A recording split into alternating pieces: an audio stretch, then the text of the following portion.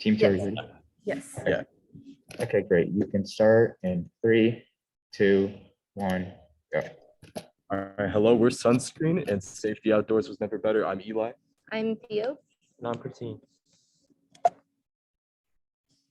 All right, so unfortunately, a sad but depressing statistic in our modern age is around 8,000 or 7,180 to be exact, people a year die of skin cancer.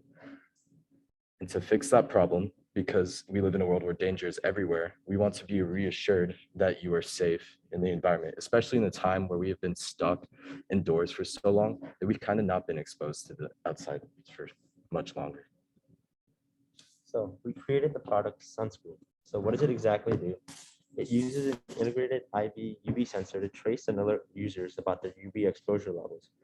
Our innovative and friendly stop alert system warns the users when it's time to apply sunscreen, along with the buzzer that the user can turn off when the UV levels are especially high.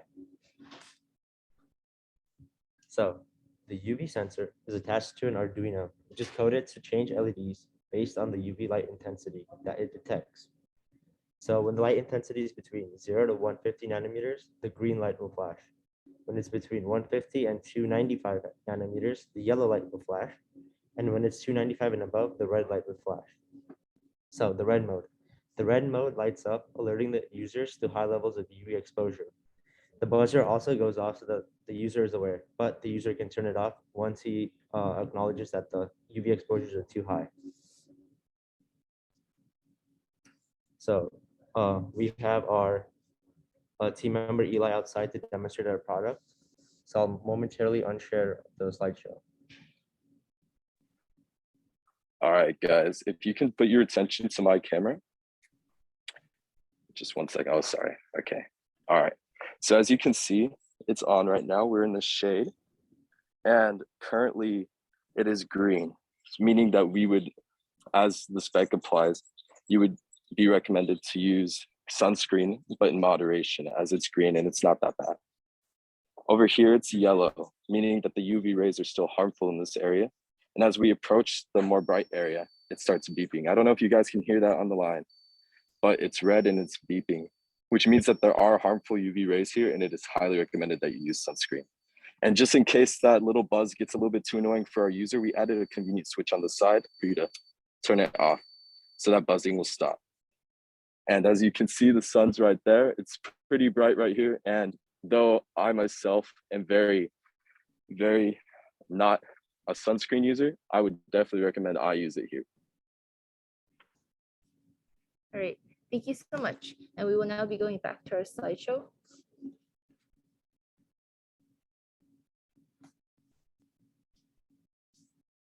Okay, so our process is actually pretty easy.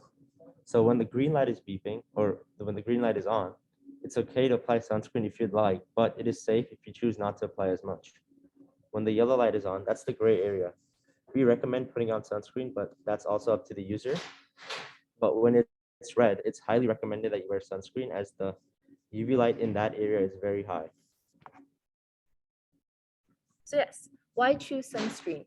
First of all, let's acknowledge its strengths. It has a simple user interface unlike any on the market because other UV sensors are marketed towards scientists who use the UV light sensors for other things. However, this is specifically for the consumer, specifically the outdoor consumer who doesn't have time to try and calculate a UV index. It has a clean design, it's extremely functional, and also in future forms, it will be extremely customizable because it's so small and easy to case. In addition, it is very inexpensive to manufacture due to the simple design and relatively inexpensive parts. Weaknesses are limited adaptability in its current form due to the fact that we did not have access to a 3D printer within our time frame, and it is lacking durability, again, due to our current design. And for future research in a term for accessibility, this was a model that we had created initially on Tinkercad to kind of simulate a watch. So one of the original ideas for an accessible attachment for this was our watch form right here. As you can see, it's kind of just like a wrist attachment that you just put on. And so like I personally have an Apple Watch. But in this case, it would be similar to an Apple Watch in the case that for hikers or people that just go outside normally, they would get this attachment, they would wear it on their wrist, and then they would continue to use it on through the duration of their activity. And that would just be a good reference for like how much you wanted to use sunscreen, or like in that sense as well. And for other future accessibility, we had ideas such as keychains, a hat clip, and a car visor clip, which you could just attach to various areas of your home or lifestyle so that you just had it all around. And since it's pretty light, simple, and really easy to use, everyone should be able to use it. Yes, and because it's so small, it would be very unobtrusive and very aesthetically pleasing to the user as well. Looking to the future, we hope to have 3D printed parts for opportunity for personalization. Due to the fact that the design is so simple, the user can really choose how they want to display their product. It will be will have more rugged durability for the avid outdoors person, like a hiker, or even just someone who likes to go around in nature. There will be more adaptability and convertibility, like we mentioned before. It will be smaller, more efficient, and have an integrated circuit. Lastly, we hope to have a sensor and a screen that will display how much sunscreen to put on and allows the user to log when they put on sunscreen and when they want to be alerted to have sunscreen. Thank you so much. We will now move on to the questioning period. Thank you, Team 2. Yeah, as Team 2 mentioned, we can move on to the Q&A period. Judges, please please ask your questions.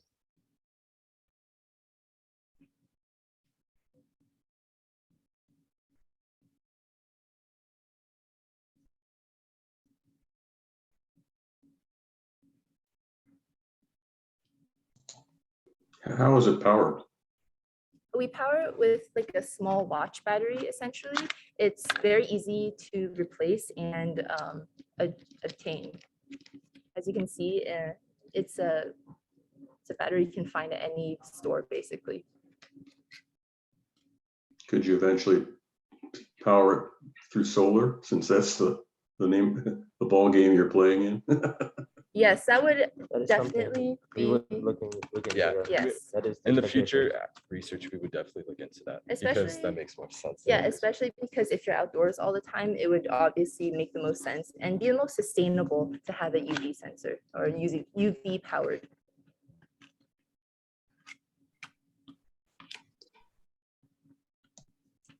I have a question. Where would you suspect that your average user would carry such a thing? Because if you put it in a bag or a backpack, for instance, it's not going to have exposure to the sun. But you probably couldn't put it on your hat, it's maybe too bulky. I could see it hanging from like a car, visor. Like that would make a lot of sense if it clips on there and it tells you as you're driving for hours at a time, you may not know you have UV exposure, then it'll beep at you and say like, oh, you should probably be putting on sunscreen when you're driving in the middle of the day. But what do you think?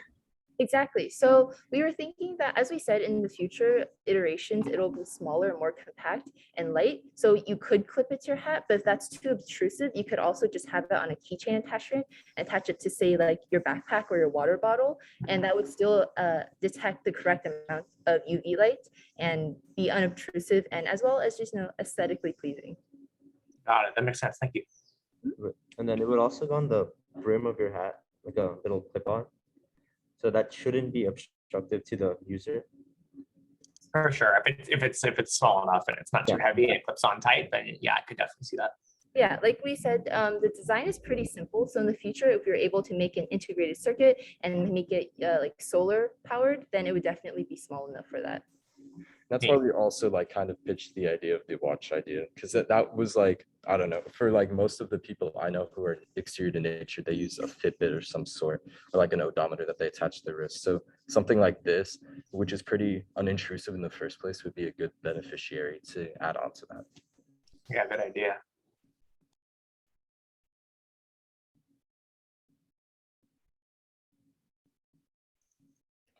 Are there any more questions? We have 5 seconds left. If not, I think we will wrap up Team 2's presentation here. Thank you so much, Team 2, for presenting and answering the judges' questions. We'll now give the judges few minutes to deliberate and score team two. During that time, can team three please get ready? Thank you guys so Thank you, much. judges. And now team three will now be presenting. As I mentioned earlier, team three, you have 7 minutes for your presentation, and you can start now. Awesome, thank you. Hello everyone, we are team three and we made a device called Treasure Tracker. We are inspired by Captain Jack Sparrow's compass from Pirates of the Caribbean that rather than pointing north, pointed to his deepest desires. Now finding our deepest desires using technology proved to be a bit difficult, so we chose to point the compass towards previous locations that the user could save themselves.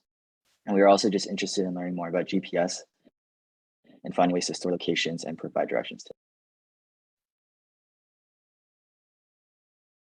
So the compass can store up to 4 different locations that it can lead you back to. In order to store your current location, you hold down one of the buttons. And then if you want to be led back to that location, you simply press the button once and the compass will point in the direction of wherever you first held down the button. There are 4 different buttons. So if you hold down each of the 4 different buttons at 4 different locations, you can then later on decide which of the 4 locations you want to return to.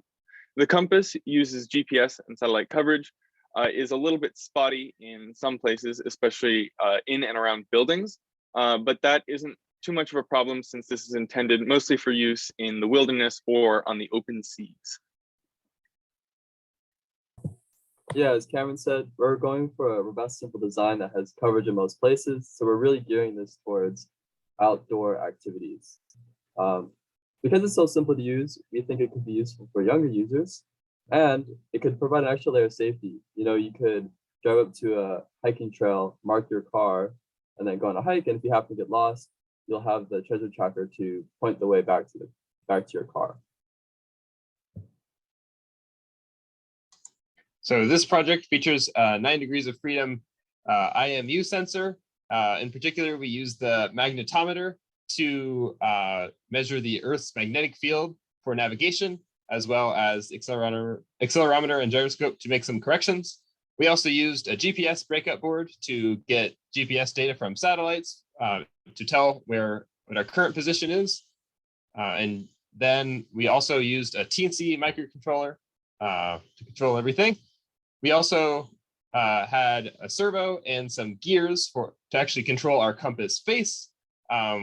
The servo had 180 degrees of rotation, so we had to use a 2-to-1 gear ratio to gear up to a full 360 degrees of motion. We also had 4 buttons to toggle between the 4 different locations. You can either long press the button to actually set the different locations, or just press it once to rotate the compass to that location. We also made a painted cardboard enclosure. Now go over the software at a high level. The locations are all stored in arrays. And to find the right direction of our treasure, we need to know 2 things. The angle of where north is with respect to the orientation of our compass, which can be found using the magnetometer, and the bearing from our current position to the waypoint. And the bearing is the angle between 2 points with respect to north. Now, once we find these 2 angles, we can simply add them to find the angle of where our treasure is with respect to the orientation of the compass. Now, that angle is in a 360-degree range, and because our servo is limited, we had to map it from 360 degrees to 180 degrees. And to find our current position, we use the Adafruit GPS to interact with our installed GPS.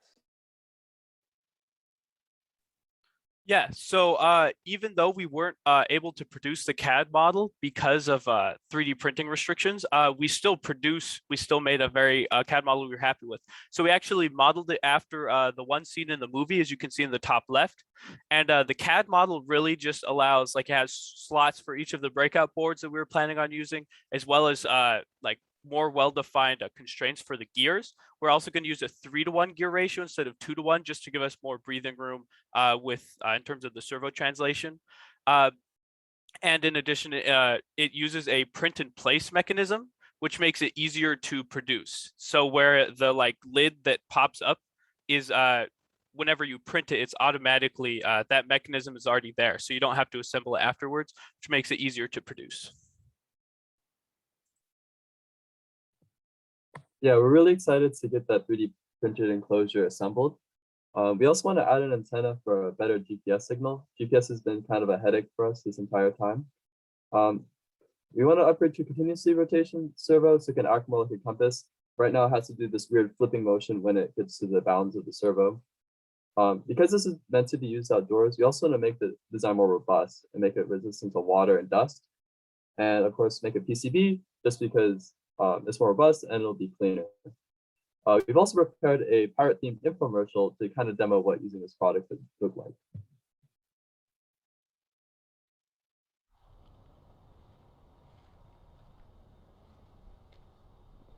Arr, what you doing, me matey? Arr, I'm looking for me booty, but I can't seem to find it. Well, have you heard about the treasure tracker? No, what in the seven seas is that? Well, haven't I the latest bit of seafaring technology for ye? Introducing the treasure tracker. Wait, what's going on? The treasure tracker allows you to store and recall up to 4 locations. Just bury ye treasure, then hold down one of the 4 rune stones. The treasure tracker will remember your location in the 7 seas using its GPS module. When you need to retrieve your booty, press the same rune stone you used when you first buried your loot. The booty tracker will use a healthy amount of trigonometry, a magnetometer, and some old-fashioned voodoo magic to point ye in the correct direction. The treasure tracker can last you many a long day at sea, and we won't sell your data, so you can be assured the location of your treasure is safe. Aye, that is nice and all, but it doesn't help me find my treasure. Ah, well, I guess you be a barnacle by his lonesome then.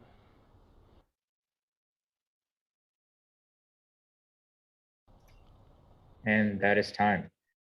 Awesome. Thank you so much, Team 3. That was a really awesome presentation. Now we will be opening up the Q&A session. So judges, if you have questions, please feel free to ask.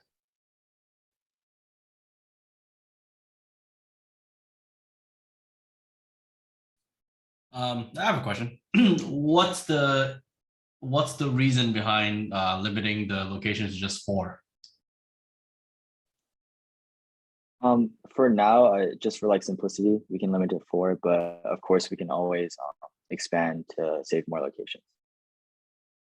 It also does keep it easier to use for like if you were targeting younger users as like kind of a safety device. It's much easier to just deal with 4 buttons than increase the complexity of the project.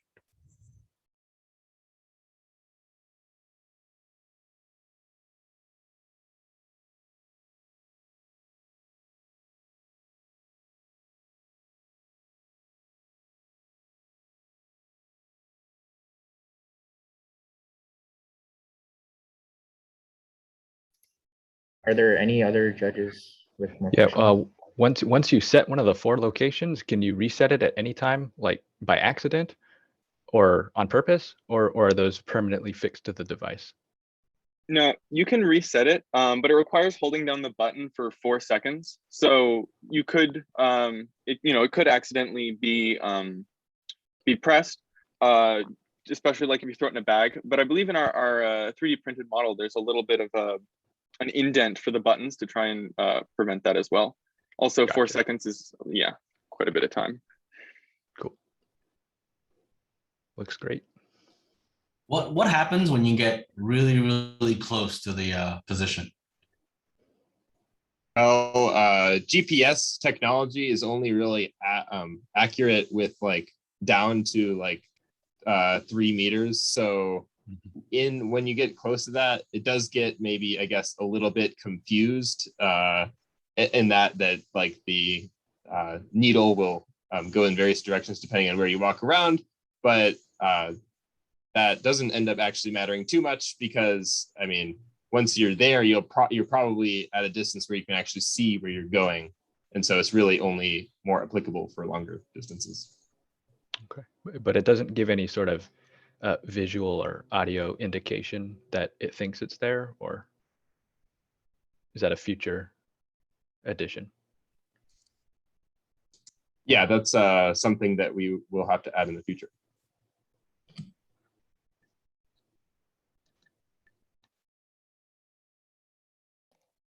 Are there any other questions from any judges? If not, I think we can wrap up Team 3's presentation. Team 3, thank you so much for presenting and answering all the judges' questions. We'll now give the judges a few minutes to deliberate and score the team. So yeah, thank you, team. Thank you, Team 3. I'd like to call on Team 4 to get ready to prepare because you guys will be going next.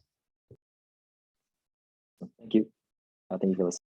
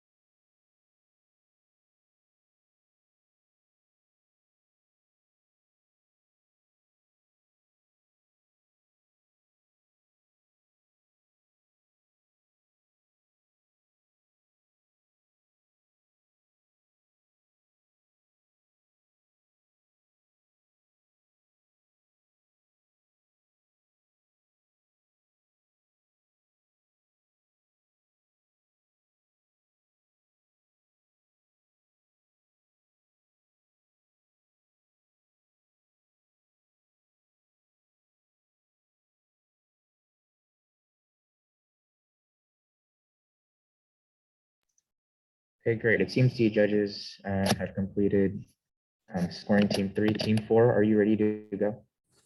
Yes. Awesome. Give me one sec. Okay. Yeah, once again, you guys have 7 minutes to present your project. You can start in 3, 2, 1. Hello there. I'm Matthew. I'm Prem. I'm Siddhant. I'm Tim. And I'm Rive. And together we are Lorax. And for our team, we have built a wildfire risk detection service. So before we get into the details of the project, I want to walk you through our motivation. Seeing as the theme is the great outdoors, we got together and we brainstormed, and we came to the conclusion that one of the biggest issues the great outdoors faces is wildfires. Not only do they threaten ecosystems, but also the livelihoods of people who live near wildfires, as well as threaten the power for people who have their power cut off by electric and gas companies to prevent forest fires. So we thought, what if there was a way to more accurately pinpoint more probable places that wildfires could start, and so we could prevent more and more of them. So that's why we came up with Lorax. So Lorax is basically an IoT distributed system of nodes. Each node is a little system that has an ESP32 and a bunch of sensors that can read in data about the humidity, the temperature, the soil moisture, the UV light, and GPS. And basically the server will track all the different nodes and allow someone to use an app to view a lot of different locations on a map and view exactly what the data is for each one and assess their relative fire risk. So the tech stack we use for this is in the front end for the software, we use the React.js web framework as well as pure JavaScript for some other parts, and we use WebSockets to allow it to communicate with the backend and with the hardware, which is an ESP32. For the backend, we use a Node.js Express server along with a MongoDB database. For the hardware, we use ESP32s, as I mentioned, along with a variety of sensors, all implemented using the Arduino IDE. Okay, so for our hardware, we have 2 different modules available. Now, the insides of the modules are the exact same in terms of what MCU we're using and what peripherals, but we have 2 ways to attach our unit to the outside world. So on the top right is the tree attachment that attaches to the trunk of a tree or a branch. And then on the bottom right, we have the ground attachment, which just sits on the ground. So here's another photo of both of them. As you can see on the bottom left, the tree attachment is 3D printed and has the OLED with some data. And then on the bottom is the soil moisture sensor. It goes all the way down into the ground. And on the right is the ground attachment, which is the shape of the rock. And you can see the UV sensor on the top. and the moisture sensors at the bottom sticking into the ground to get the readings. Okay, so now we can start the project demo. Let's see if I can get video here. Maybe unmute. Yep. All right, I'm going to take you guys over here into our wonderful forest of Olympic Hall. And if you guys look around over here, ooh, stepping in plants. Anyways, we'll see that we have our wonderful tree node sitting over here on our tree, as well as a nice rock node. These are the two nodes that we use, and they blend in pretty well to the environment. And right now we'll go through talking about setting them up and how our website or web app actually works. Thanks for that, Tim. As you can see, our hardware is really nice and blends in with our environment. So how exactly can we interact with that within our progressive web app that we built? Let's see. Well, you know, when you're in the wilderness, you're not always going to have the chance to be able to have Wi-Fi around you at all times. That's why with our ESP server, we have built a server on chip, which means that with our Wi-Fi network, we're able to connect on our own time. Like, let's say we want to connect to our tree node, for instance. Oh, and if we want to connect our tree node to our, no, not tree node. Let's say we want to connect our fire node, for instance. And as you can see, yeah, we're unmuted. We're good. As you can see, I have gotten offline because the fire node does not have any Wi-Fi. And going back to our app, if I connect it to our iPhone's hotspot, for instance, like so, and then let's just connect fire node, and we want to connect it.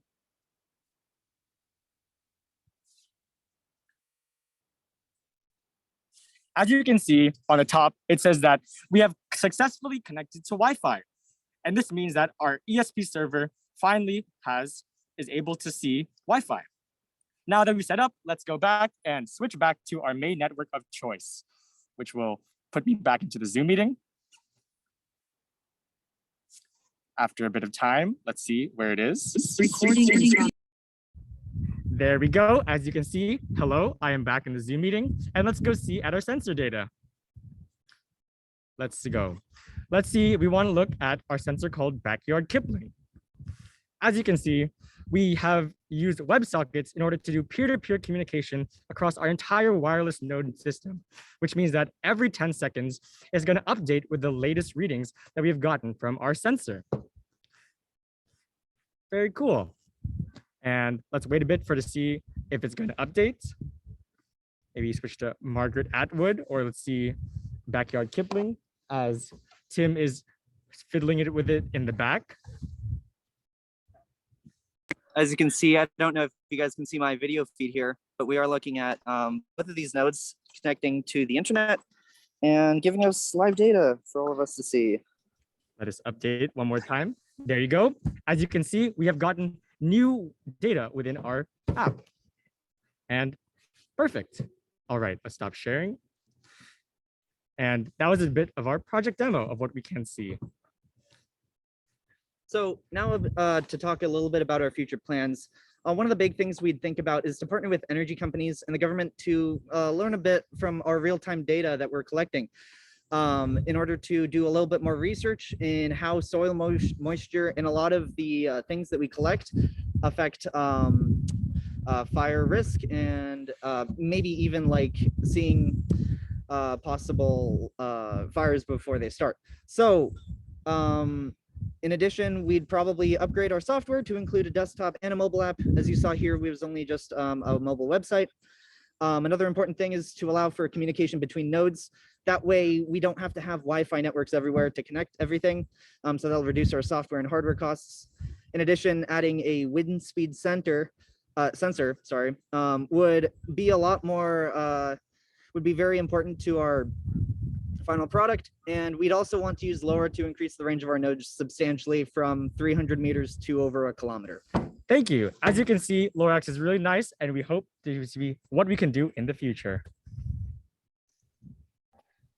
Awesome. Thank you, Team 4. We will now open up the Q&A session. So judges, if you have any questions, please feel free to ask.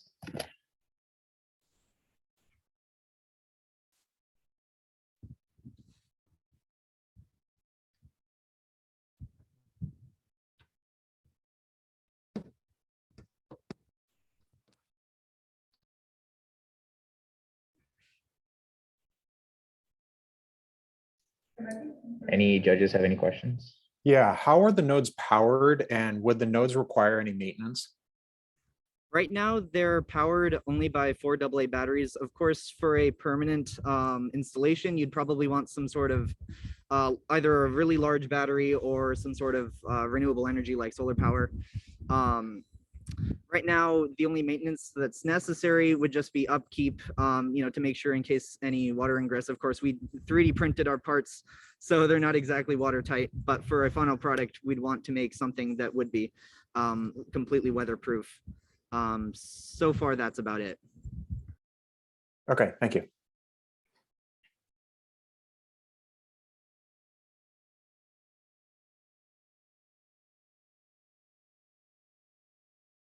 Any other questions from the judges? All right, if not, I think we can close the Q&A session. So thank you, team, for presenting and answering the Q&A. Yeah, the judges, you now have a few minutes to score team 4.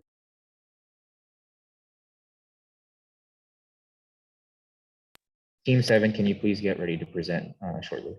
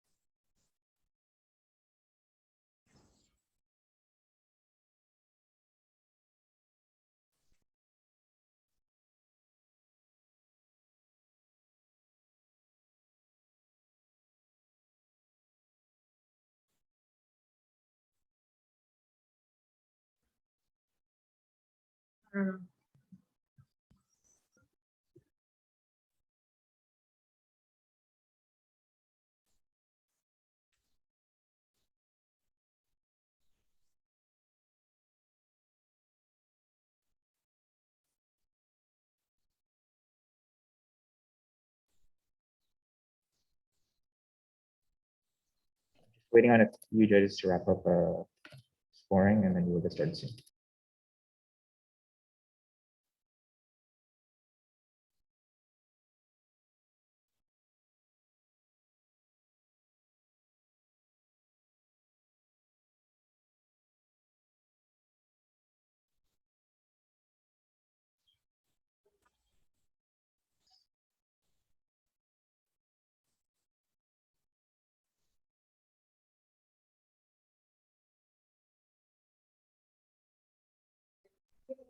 All right, team 7, you have 7 minutes to present your project. Are you guys ready?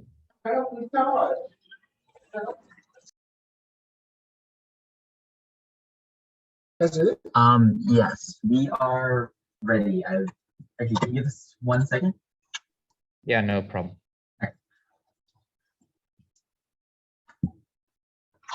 All right, we actually have, oh, okay, yeah, don't, and then your camera, mic. All right, you guys ready? Yeah, sure. Okay, team 7, you guys are ready. So you guys have 7 minutes to present. You can start in 3, 2, 1. Hi, we're Team 7, and we're here to present Bruin Bins, our modular IoT trash cans. And a little bit of background, UCLA has a big trash problems. All over campus, like there are some trash cans that constantly fill up way too much, and then that causes students to put the wrong trash in the wrong trash bins. For example, compost bins being filled up with recycle and landfill, or recycling bins being filled up with compost or landfill. And then at the same time, there are some trash cans that aren't being utilized at all because of poor placement. And then all of this contamination and inefficiency overall stalls UCLA's 2025 zero waste target. And here's some examples of our market research that we've conducted over the past few days. On the left, you can see the best examples of overflow trash cans. You can see in all three of them, they're all filled with compost, all filled with recycle, and all filled with landfill. So it just completely takes out the purpose of having the separate bins in the first place. And then on the right, we have trash cans that at the same time were just not used at all, just showing how inefficient the placement was. So what do the broom bins actually do? The broom bins, first of all, detect the trash level, and we do this by using weight and distance sensors. They also display the remaining capacity by a percentage value, and they visual it on an OLED screen. If the trash can is about 90%, it's going to lock the bin to prevent the trash from overflowing. There is also a map display to show where the trash cans are, and this is accompanied by a color scheme, which indicates how much of the trash can is full.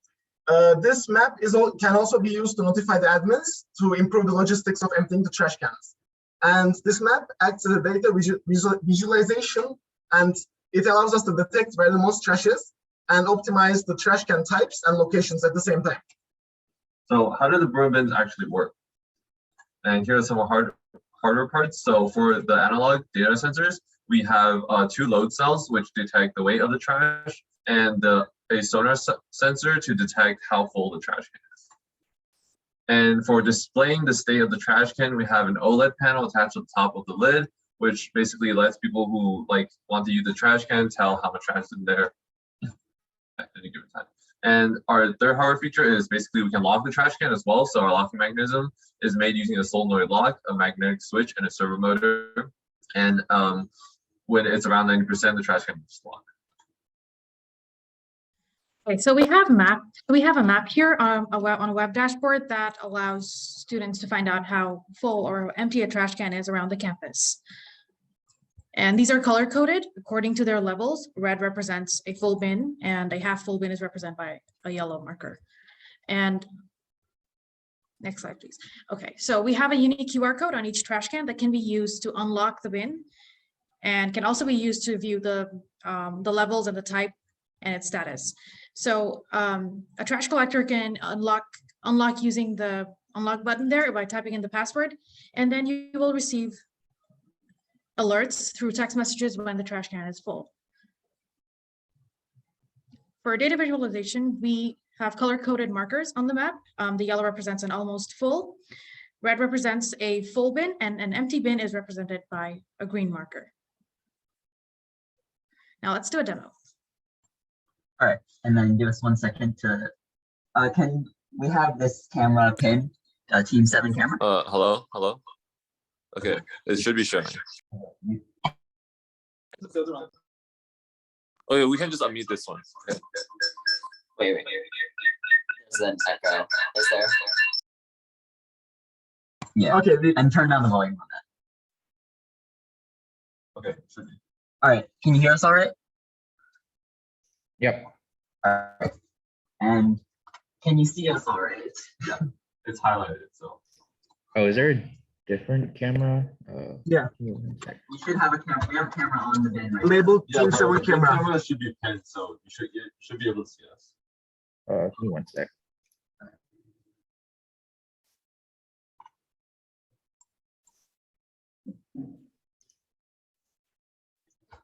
Okay, should be good to go.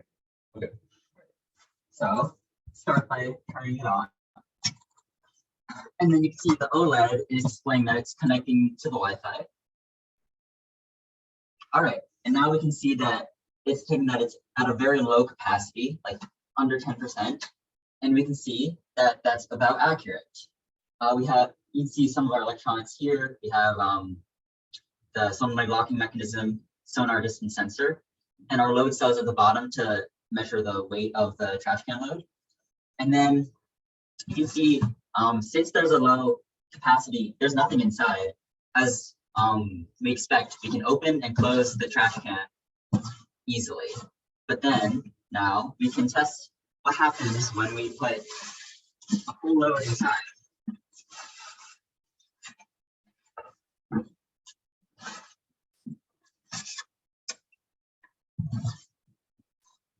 So you can see it displays a value of around 90%. And then now the solenoid lock has engaged and we can't open this anymore. Yeah. And yeah, we can do a demo of the log. We can actually see it. Yeah, after. Okay, So now, after the- now that this trash can is full, we can see it, we can go to the QR code for maintenance, and then we can go back to the screen share here. Yeah, with this website, and the administrator is gonna click this unlock button, enter the password, which is Open Sesame for now, and click OK. Right. This is supposed to unlock it. And then now it's unlocked. Summary lock is unengaged. And then now the administrator, well, we empty the We should trash empty can. it first, yeah. Yes. Otherwise, it would lock it again because it's just returns to them to its initial state. And now we can send a reset so that it will. Yeah. Trash can is now So initialized. as you again. can see, the bin levels back to its normal levels. Okay, and then we also have a map interface integrated here. We can pull up the full map. And then if you guys want to explain the map very quick. Okay, so on the map, it shows the location of the trash cans across the campus, and the red represents a full trash can, yellow represents an almost full trash can, and a green would represent a empty trash can. And that would be our Oh, yes. And then I just got a text message, an SMS text message notifying me that the trash can was full 30 seconds ago. And that is the maintenance system to alert the maintenance when the trash can is full. And then just some quick wrap up things. So yeah, we have some further applications that we can do with this project. So the first one is location analysis. So we can improve the trash can locations to make trash collection more efficient and economical. We can have waste statistics, so we can adapt more policies in response to data collected. And we also have modular implementation abilities, because we can just basically take out some features to like adapt it to the needs of the customer. And we can also raise awareness for environmentalism and proper trash disposal through this through our device. And we can also like encode maybe like a Google form and like a rating system for each trash can, whether its position is good or not, onto the QR code as well. Yeah. And does anyone have any questions? Awesome. Thank you, Team 7, for presenting. And yeah, let's open up to Q&A.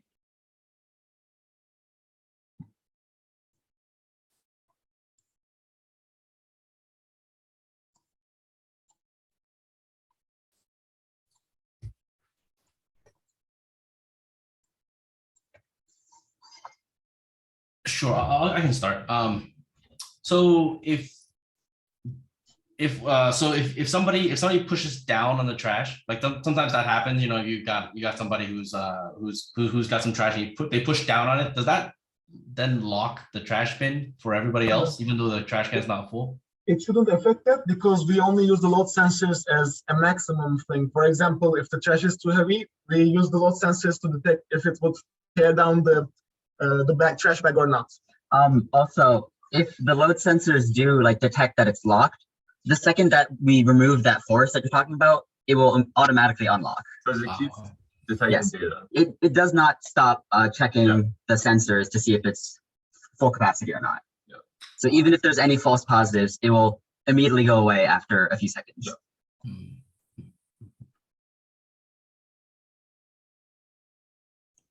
I have one question. Who is the customer for this? Is this like a university, or besides the university, like, who would be your customer for this? So product? any like university, organization, or like trash implementing agency or trash can implementing agency, they could use this to really improve like the placements of the trash cans and just their overall like efficiency of trash collection. So like for now, we're designing this one just for UCLA because we observe that UCLA has a big problem with trash, but it could be easily implemented for other schools. Yes, it could also be like widespread implemented across the city of LA. Just like any public places, it could set up the it can notify the government maintenance systems. So yeah, I think the city of LA would be the ideal customer, but like any widespread area. It would be mostly for like public trash cans, not for private Yes, ones. public trash cans. Got it. So how will this prevent the problem you showed in your first slide where there was stacks of stuff on top of all the, like 3 bins in a row, and they all had stacks of stuff. If I walk up to a bin and I have stuff I want to throw away, and I see all the bins are locked, what am I going to do? I'm just going to set it on there like it was showing in your photo, right? Since they would have received the alert already, the bins would have been emptied by then. That's how it solves the issue. It So, prevents it. basically, we make as soon as it's full, that's why we got the text message. So ideally, they would send someone to like collect the trash, or they would have better scheduling based on a wide average of like time collected. Yeah. Yes. Also, if it still happens to be full because the maintenance people haven't arrived, they can scan the QR code to show them the map that will show the direction to the nearest empty trash can. Okay. And that's the purpose of the map. One of them. Also, like the point of this is, so if it's consistently overflowing, then we should implement more trash cans in that location. Yes. That's a part of the data analytics that we can implement after this. So then we can know which trash cans fill up quickly, which trash cans aren't used at all, and like adjust accordingly. Thank you. All right, thank you, Team 7, for the presentation and for answering the Q&A. I will now let the judges score Team 7's presentation, product, etc. And yeah, thank you.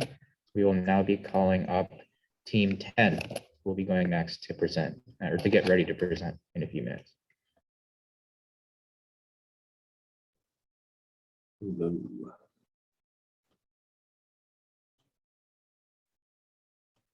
All right, just checking. Can you guys see the share screen? Yeah, we can see it. Yep. Cool. Here are some links you can check out before we start or while we present. And whenever you're ready, you will go ahead.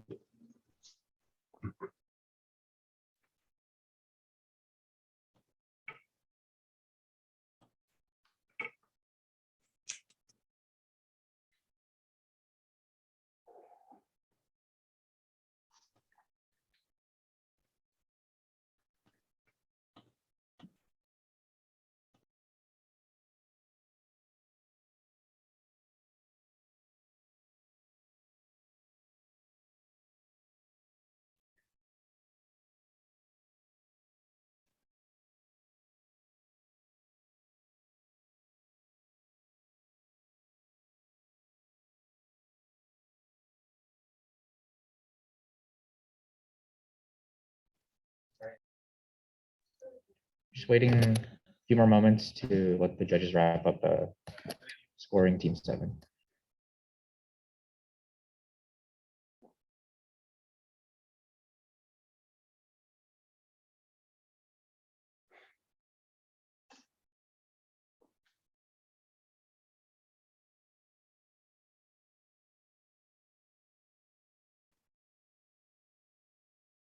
Okay, great. Yeah, let's move on to Team 10. Team 10, you have 7 minutes to present starting now. Thank you so much. Good afternoon, everyone. Thank you for coming to our presentation. Today, we're going to be talking to you about Trinket. So what's Trinket? Can we go to the next slide, please? Thank you. Trinket is a gamified hiking companion that incentivizes fitness and exploration through randomized objectives and collectible rewards. So as people need to unplug after doing remote school or work, Trinket is a really great way for people to get out, get active, and have a fun and safe activity to do outdoors. With the massive popularity of collection-focused games like Pokemon and Animal Crossing, Trinket's collection-based incentivization will make it really fun for people to get out and go on adventures. So Trinket has 2 different components: a physical device called a Trinket tracker that you can bring with you on your adventures to log data and complete the objectives that are assigned to you. Once you complete an objective, you are rewarded with a new Trinket. There's also a Trinket website where you can view your objectives and your Trinket collection, and you can swap out your active Trinket buddy that you want to bring with you when you go out onto your adventures. So here we have some of our trinkets. We created custom artwork and animations for the different trinkets that you can collect. You will be assigned objectives like reach an altitude of 400 feet or walk for 7 miles that will encourage you to go out and be active. When you complete an assigned objective, you will be rewarded with one of these trinkets, which is a cute little companion that can accompany you as you go out, and it will evolve with you as you stay active. So how does Trinket work? I'm going to hand it off to our hardware team to talk about this. So on the hardware side, Trinket has 3 sensors along with an SD card breakout and an ESP microcontroller to track your activities and connect your device to our many backend features. An OLED screen and 4 push buttons provide an enjoyable and intuitive user interface. Our GPS module, accelerometer, and temperature and humidity sensors take 7 activity measurements per second to track your progress towards your personal objectives. Challenges such as going on a hike in a unique climate like a high humidity or a high altitude push you out of your normal routines and add to your overall experience. And lastly, Trinket does not tie users to a grid. 8 GB of persistent SD card storage allow users to detach themselves from the internet if need be. So let's take a look at the engineering process for Trinket. First, using all of the available parts that were necessary and useful to Trinket from the parts list, we tested them individually and to make sure they were working, and then slowly integrated them onto the ESP32. After that, while we were integrating the ESP to the backend hosted cloud servers, I perf boarded and soldered all of the hardware for Trinket to be as compact as possible and take up as little space as possible. We also modeled and fabricated a second Trinket design just to give users more flexibility. On the next slide, we'll see the schematic for the internal circuits of Trinket with the controls on the left, the speaker buzzer on the bottom left for jingles, and on the right side, we have all of the controls for the multiple peripherals and displays. One thing to note is that actually in order to minimize all of the space inside Trinket and make sure it fits in the palm of your hand, to compact all of these electronics and breakout boards that we had, we actually soldered them onto a very, very small breakout board. And to do that, we had to solder through the OLED displays hole you see there, which is less than 2 by 3 centimeters. So that was quite fun. Anyways, here we have the CAD, the 2 CADs for the 2 Trinkets that we modeled and printed. And now we'll move on to the demo. We're doing, it's a hiking device, so we can't really go on a hike in the middle of the presentation, but Caleb will demonstrate this on his camera while the video plays. Turn the sound on, we can't. Yeah, we have sound.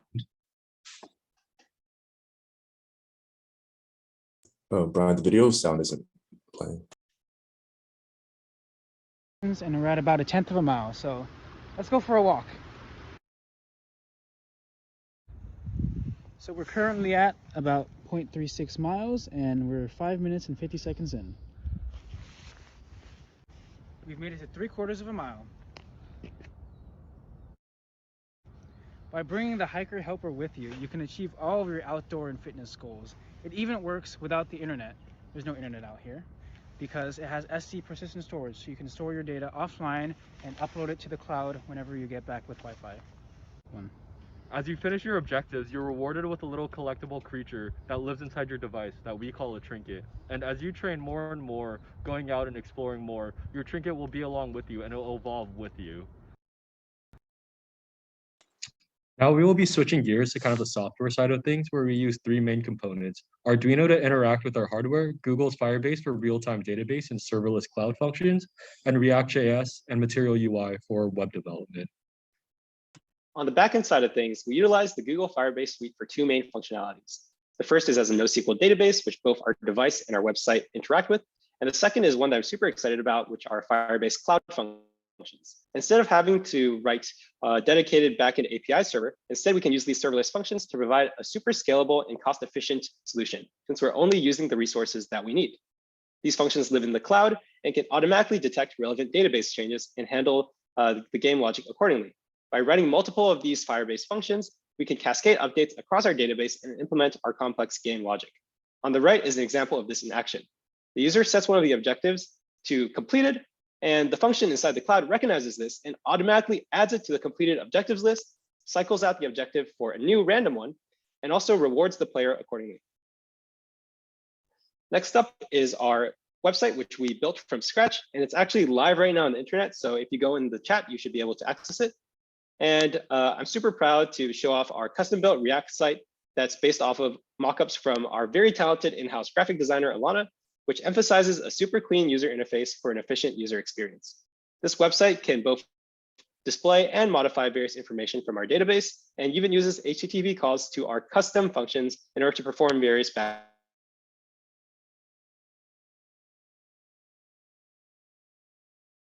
Uh-oh. I know.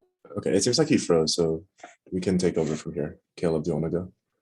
Well, we're almost at Justin's slides, so maybe Okay. Justin can talk about the Okay. future improvements first. Yeah, so wrapping up, we don't have the slide on right now, but in the future, we'd love to add additional functionalities to Trinket. A future goal for the hardware would be to utilize the Bluetooth feature on the ESP32 to kind of allow for group activities and objectives between nearby trinkets to promote social interaction through exercise. On the software side, additional feature we'd like to implement is to display charts and dashboards for the user on their activity, since we collect a ton of information and fitness and climate data through all of the sensors.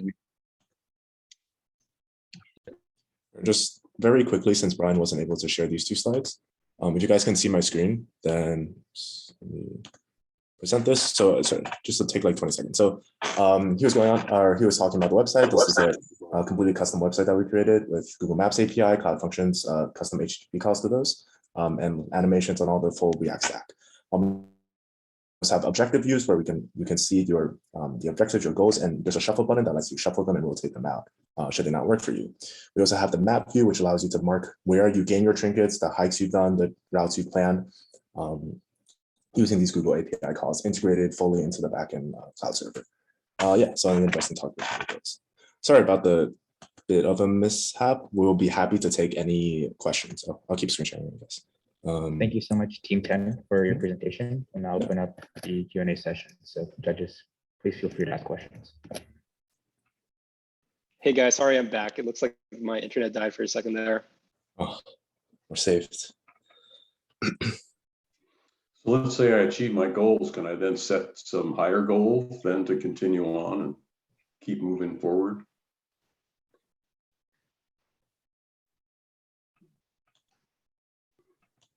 Alana, do you want to take this one or like? Yeah, absolutely. So right now, the current application that we have utilizes randomized objectives as a way to introduce some variability into your exploration and your adventuring. That is definitely something that we can also move forward with in future application, which is introducing customized objectives. But as for now, they are randomized. Yeah, a way that you can track your persistent progression throughout the game is through the use of your buddy trinkets. If you saw on an earlier view, each trinket comes equipped with like a stat page that tracks like the number of steps you've taken, the amount of time you've spent with it, the number of trips you've taken. So that's another current way that users can track that persistent progression as they progress through the game. I had a question regarding usability. So just so that I'm understanding correctly, you select a trinket and then you select a goal and then you click start. And if you don't do any of those, then it won't like track progress towards that trinket. Okay. Mm-hmm. Yes, and you will also be randomly assigned objectives to complete. And once you complete those, once it's tracked onto your device, you are rewarded with a new character who you can then continue to level. Gotcha. So when an objective is completed, it'll stop tracking? Or do you have to like manually stop it? Not quite. It So will stop. Yeah, we're tracking. So on the data. tracking, Oh, go ahead, Caleb. I was gonna say, on the tracking side, for the device itself, it acts more of like a fitness tracker, like a GPS watch, where you start an activity and it'll track your metrics throughout the activity and you stop it. And it'll accumulate whatever like data you collect, it'll accumulate towards your current objective. So if that's like total distance traveled, it'll add to your current objectives. And once you stop that activity, it'll save that activity, but also your next activity will also add to that objective until you reach it, and then there's a new objective to play. I had a question based. Sorry. Go ahead, Colin.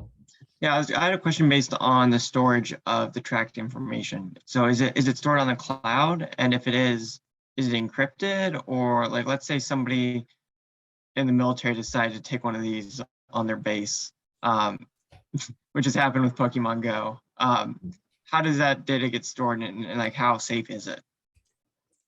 So on the device side again, it's stored by latitude and longitude. So like encrypting the data is not something that we've looked into quite yet, but you do bring up some good points about that. So if we were to, apply this to a larger market, that's something we would look into for both the device and also on the cloud side. Yeah, so device side is just like the SD card that stores the raw data. That's not really encrypted since it's direct read and write. But on the cloud side, once it's in, I'd say the Google Firebase, it has whatever layers of security that they can offer. I could be wrong, but could you even pay to get more security? Yeah, I believe there's some like Firebase encryption services. So that's definitely a very viable possibility if we were to extend this project. Great, thanks. Yeah, that's a really good point. Thank you. All right. Oh, Leo? sorry. We are out of time, unfortunately, for the Q&A. So we're gonna have to cut you guys off. But thank you so much, Team 10, for your presentation, and thank you to the judges for all the insightful questions. Thank you very much.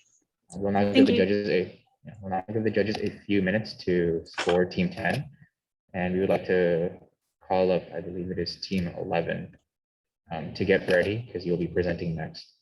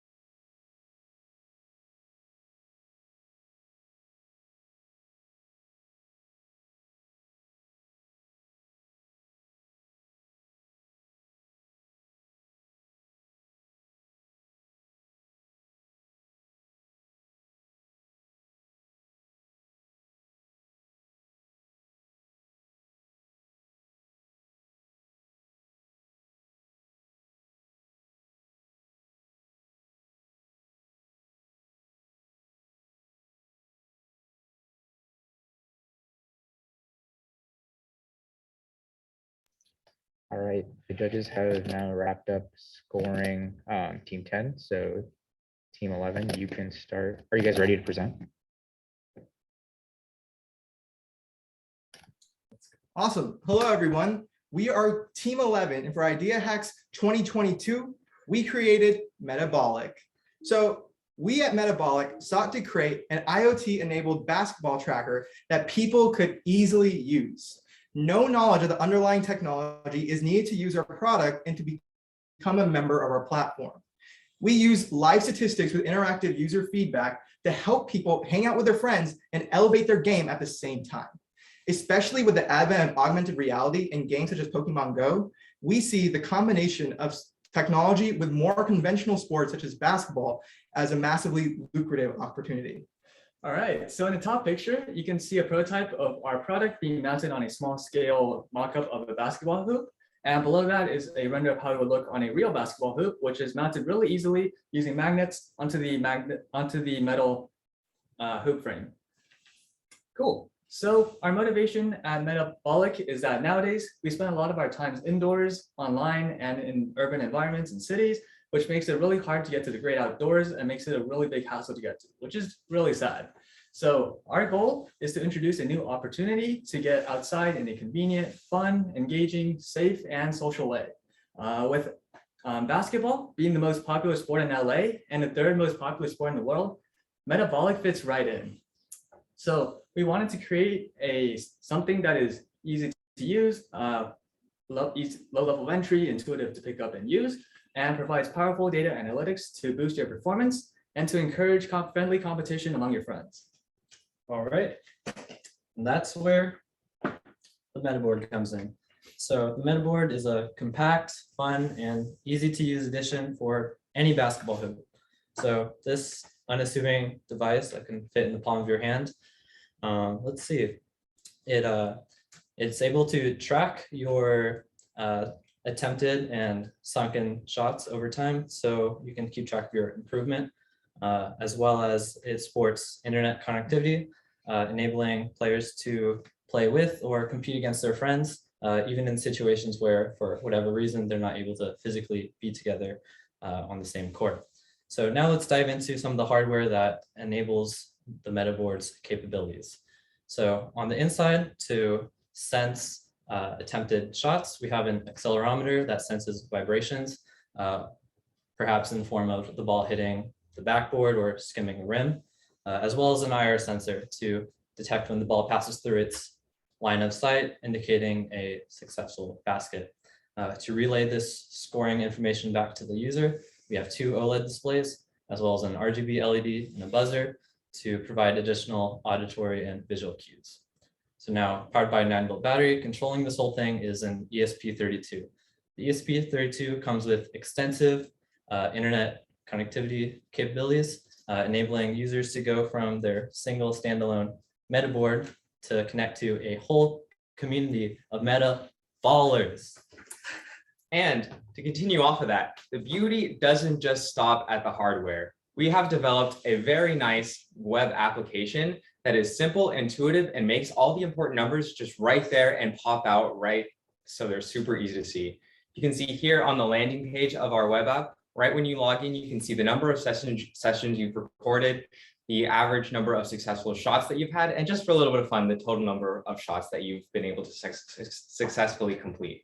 Then when you scroll down on this page, there's even a graph showing the progression of your shot success percentage over time. You can see that for me personally, that my percentage and accuracy has dipped a little bit, just a little bit of sleep deprivation from IDEAHACKS. Then when you're ready to begin tracking a new session, you can go to start activity in the top corner and then go to timed practice or one of our other game modes too. But here I'm just gonna be playing by myself. You can click on that. That'll take you to this, again, very simple web page where all you have to do is hit start session and all your statistics are immediately uploaded live as you start playing. Those update immediately. And then when you're done, you can just hit end session and all those are already stored in the cloud. There's also other pages, such as a nice page dedicated solely to your community of meta ballers. You can see all my friends right there, Pranav being one of them, my teammates being some other ones. And you also have the opportunity to play with people in live games. You can see I started a live game with Pranav right there. He's crushing me, by the way. I've only made 6 shots, he's made 15, and I have more missed attempts than him. So fun things like that. You can play with people live in a simple, clean, intuitive interface. And also the web app scales, so you can see a mobile version on the right side. It condenses and reformats properly, so it's very easily, very accessible, and very intuitive to use. So this right here is the general framework of our current implementation. We use the ESP32 microcontroller to collect and process data from onboard sensors. We then transmit the results of that processing to the Firebase real-time database. From there, we display statistics and trends on a web app application hosted on Google Firebase that users use for real-time feedback after they play. Additionally, we know that lots of basketball courts don't have internet. So we have also implemented persistent data storage that keeps the result of the player's training session on the ESP32's onboard memory, even when they are off Wi-Fi. When they're able to connect to Wi-Fi again, their training data will still be on the web page for them to learn from. So the next steps of our mobile app are to make it more mobile friendly. So we want to take our web app and convert it to a mobile app so that people will have a better opportunity to just play basketball on the go wherever. We also want to create a more integrated social network. So we kind of want to become like Strava, but for basketball. So we hope that we get enough people on our platform so that you can just meet someone who has this meta board and it's on our social media platform, and you can just play a game with them. So let's say you meet 6 new people and you want to play a game of threes. You can just get their profile and get skill-based matchmaking to figure out how well you can, to figure out the most even teams for you guys to play with. Additionally, we want to have a better way of actually mounting our meta board onto a basketball hoop. Currently, our system is a little bit clunky, but we already have ideas for how to fix that in the future. Nice. And also now we just have a quick demo of moving the meta board, sticking it in a place, and seeing some of those live statistics come in. You can see right there, the magnetic mounting makes it really easy to place on something. I hit start session right there, and you can see that we're mimicking basketballs hitting right in front of it. And you can see those statistics come in onto the live web page. They're not always instantaneous, but it's never too much of a delay. It's just some network issues, and they're always right there and accessible for you. And then beyond the web application, we also give a quick demonstration of some of the auditory and visual feedback you get You can see that the LED lights up green when you make it, that display updates, and there's some beeping to indicate some success. So now we're just gonna skip that web demo, and we're gonna give you a live demonstration with this hoop that we have set up right here. You guys ready to play some meta ball? Let's go. All right, let's turn it on and let's see. James, you're second now. I'm second now. Let's see. I'm not very good at this, but let's see if it's my lucky day today. Oh, it is. There we go. Okay. All right, James, you're next. Oh Let's my go. God. All right, Oh, IDEAHACKS, no. that's you. Don't break the streak. Okay, I'm really bad at this. Let's see if I got it. Oh no. Dude. All right. Let's see. I'm gonna go see if I can get a longer one. Almost. All right. So thank you guys for checking out MetaBoard and Metabolic, and we're here to answer any questions you might have for us. Thank you. Thank you, Team 11, for the presentation. We will now begin the Q&A session. It's really quiet. Okay, for me.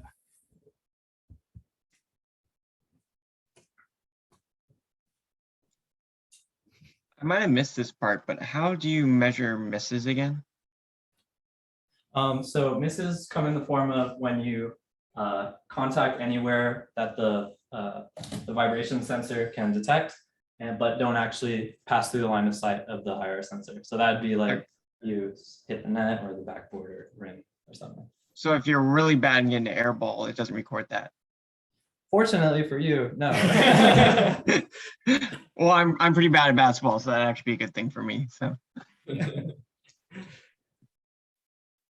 How do you distinguish noise between a shot made and something just moving in front of the net, like it's a windy day, or you hit nothing but net, but it doesn't go through the rim kind of thing? Well, I think it's safe to assume that something short of a basketball hitting the backboard or a net would be pretty small in comparison to the magnitude of the basketball impact. From what we've done so far with the testing, that tends to be the case. So as long as the parameters are tuned correctly and they should scale for most situations, it should be okay. Okay, thank you. I had a question, or I don't know if someone else had one. Okay, yeah, so like if we are in the middle of the woods, how does this work? So yeah, you got this. So the data, if you're playing basketball in the middle of the woods, you can still set up your meta board onto any basketball hoop, but the data will just be stored on the ESP32 itself. So when you're back on Wi-Fi later on down the road, all that data will still be transmitted to the database, and then you'll have access to it on your web app. So you can still figure out how well you did, how much better you've gotten from before, and stuff like that. Like all your training data is still there. Yeah. And to add on to that too, like all the user interface to the lights, the sounds, the displays right here, those are all independent of the network. So it's still honestly really fun to play, even if it doesn't end up uploading your data. I guess like, can you mount it on a tree, like in the middle of the woods where there's no basketball hoop? You could make anything a basketball hoop, really.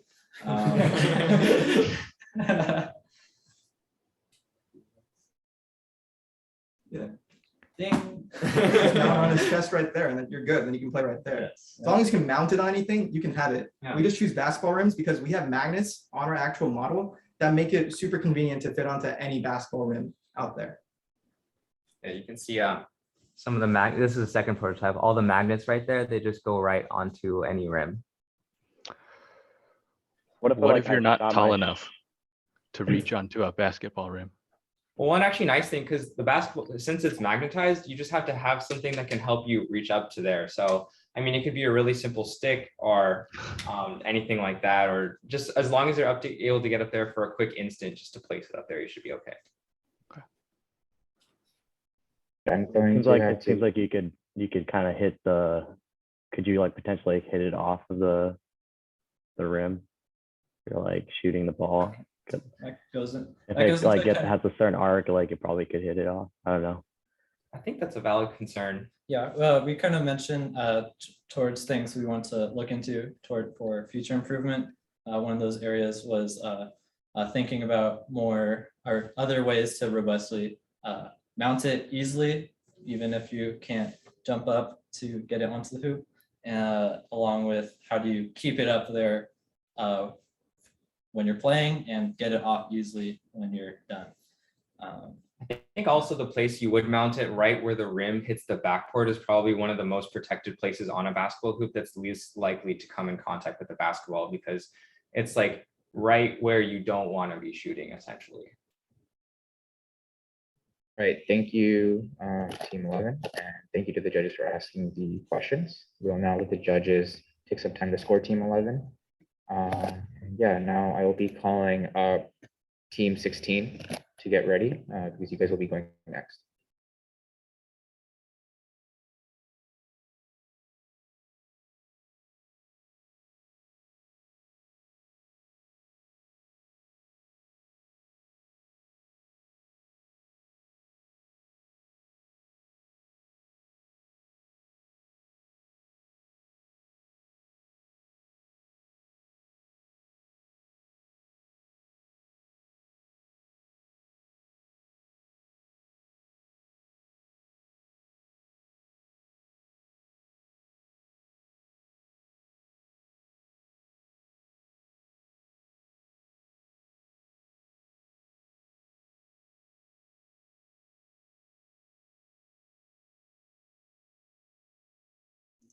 All right, Team 16, are you guys ready to get started?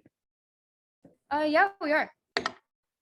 Okay, great. You guys have 7 minutes to present, starting now. All right. All right. Well, so essentially, government failures to prevent wildfires inspired us to ask how we could inspire the industry to tackle this problem. We decided to disrupt the field of navigation because the thing is, hiking is accessible. Navigation is not. So we solved this by using a low-cost mesh network, unique because it doubles as a wildfire prevention system. We split it into 2 parts. So there's a handheld device that the hiker will carry, and there's a mesh network of nodes, which we'll go more into detail in the next slide. So on the user end, Hiker Helper acts as emergency communication.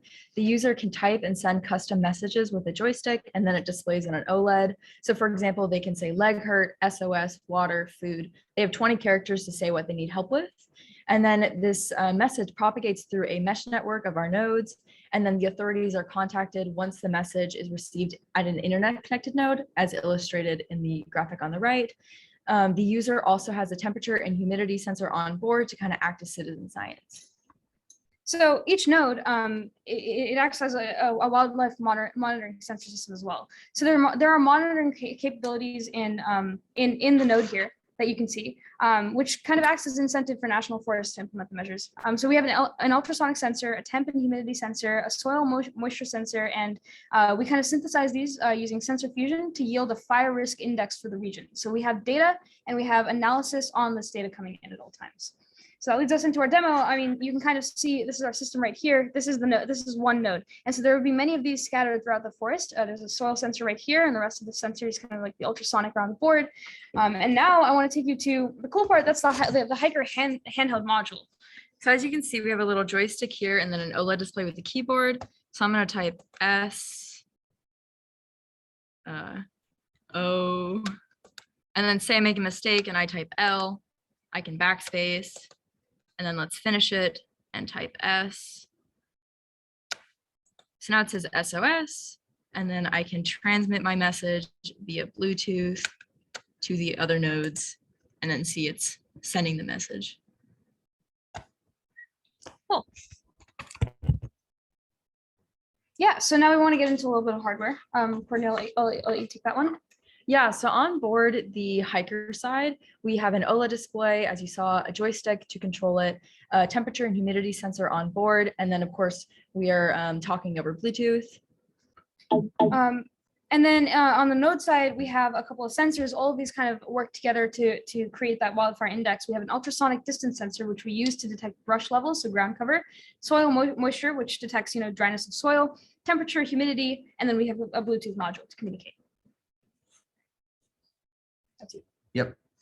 So I'll take this one. Now we're going to talk about software for a little bit. So there are a variety of sensors that go into what our current mesh network, which is just 2 nodes. So we have an Arduino Nano that's the handheld module, and that has an OLED display with multiple states. The user can be writing a message, sending a message, or receiving a message from elsewhere in the system. Part of the nice thing about like the whole wildfire detection thing is that you don't need cellular to run any of this. Wildfire data, everything's just going to percolate through the whole network, and you know where it came from because it's like timestamped the whole way. And then obviously the base side has just more sensors, can still communicate over Bluetooth with the rest of the system. Now we're going to go through our internal schematic. So on the hiker side, we use an Arduino Nano, and we were communicating over I2C communication protocol. So as you see, we're using SDA and SCL pins. Same for the mesh node Arduino Nano, communicating over I2C. And then now we're going to go into our CAD.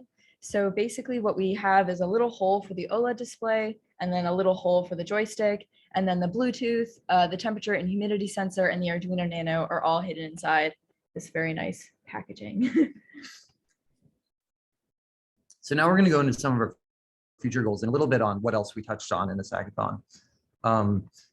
This is talking a little bit about communication protocols. So one of the cool things about the system we came up with is that each character, although we only get 32, we can fit it in 5 bits. And what that means is that we can use really low cost systems to communicate.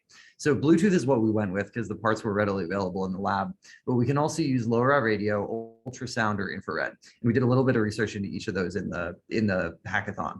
So we got some infrared communication working. Ultrasound was a challenge, but the point is, we can use all these low-cost methods to get a surprisingly good range and let municipalities put these things all over a forest for very little cost. And so the question is, I mean, why care, right? And so I want to talk a little bit about market viability. We've made a wildfire prevention system that is attractive to the industry. It's not a topic that's typically lucrative on its own, but we found a way to make it lucrative. It's disruptive to existing navigation companies, and it has high potential, kind of a high product market fit is how I'd put it. Another really kind of key selling point of this is that it's low power, and and it can be powered by solar. Brady worked a lot on that, and I want to hand that off to him. Yeah, so we did a lot of work looking into how we could optimize our different communication protocols. Infrared, for instance, infrared and ultrasonic, we can both just wait for an incoming pulse. So our communication protocol actually just starts by sending a 2-second pulse, and then it follows up with like information about where the message came from and then the message itself. And it can do that whole thing with very little overhead. What that means is that the system can just be off when it isn't listening. So that means very low power, which means solar power is feasible, which means a couple of years on a battery, that sort of thing. Yeah. And that's all we had for you guys. We'd love to open it up for questions. We just want to say thank you. And yeah, that's all. Awesome. Thank you so much, Team 16, for your presentation. We'll now open it up to the Q&A.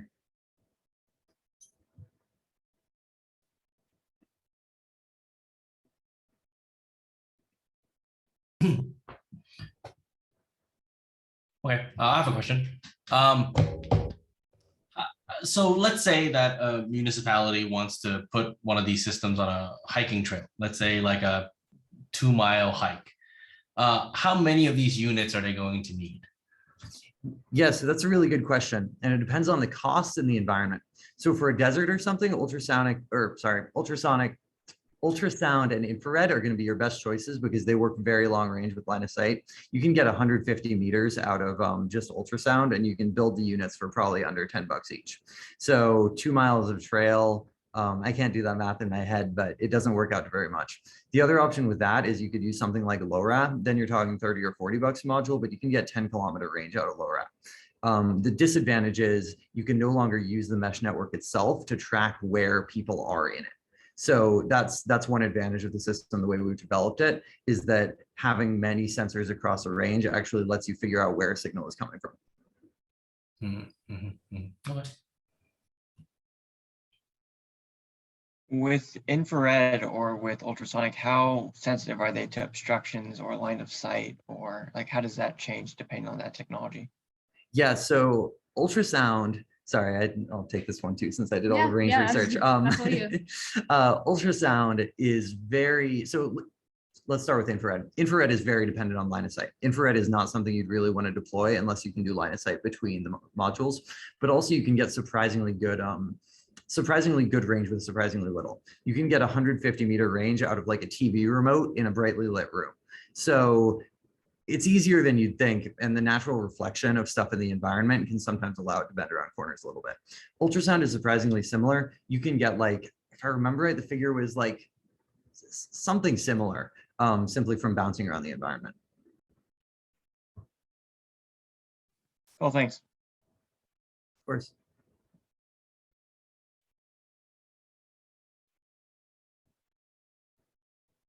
Does anybody have any other questions to ask?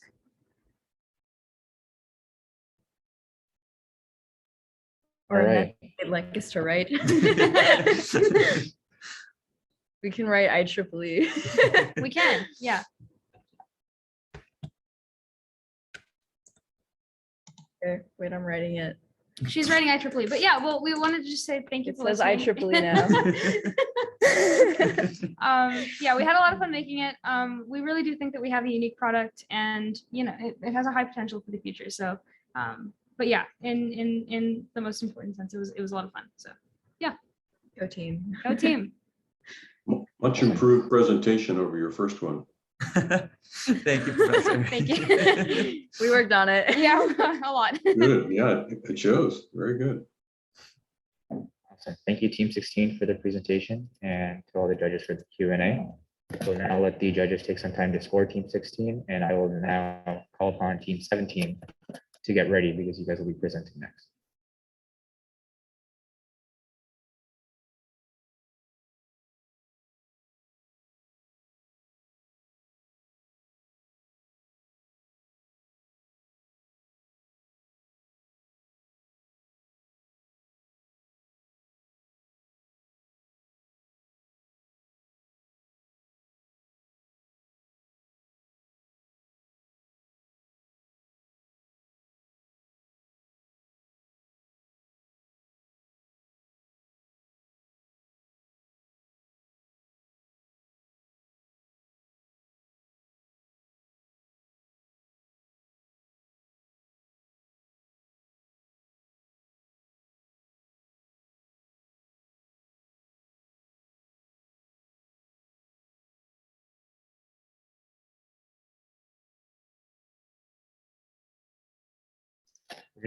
We're just waiting on a few more judges to wrap up judging, and then we will get started shortly.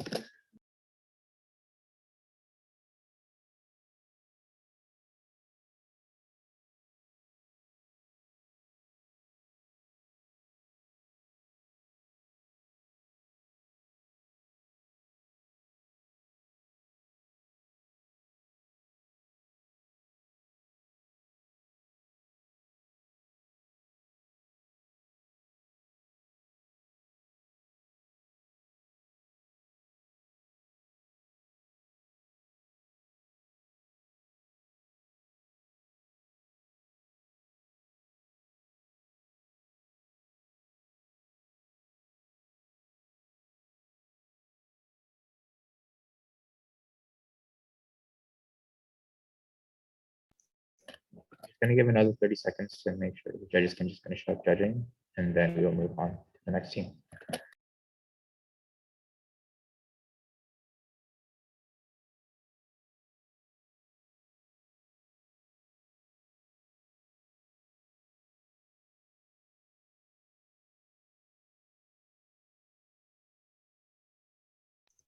All right, great. Team 17, are you guys ready to get started? Yep, ready. You guys can start now. All right, hi everyone. We're Team 17, the engine FARs, consisting of Ashvin, Pram, Brian, Juan, and me, Annie, and we'll be presenting outdoor indoors. And we'll start with a brief video. In these COVID times, it's so difficult to travel and visit our favorite places. But luckily, we can relive these memories with Outdoors Indoors.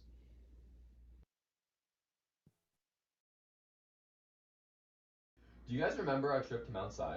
Oh my gosh, yeah, the hike that day, the views from the peak were amazing. I know, right? Dude, I have some really sick pictures from that hike. Let me show you them. 1 hour later. Forget it. I have something way better. Let me show you. Damn. But what if I want to see the pictures from a beach trip? Don't worry, I have a card for that too. Impressive. And there's even buttons to help set the mood. Impressed.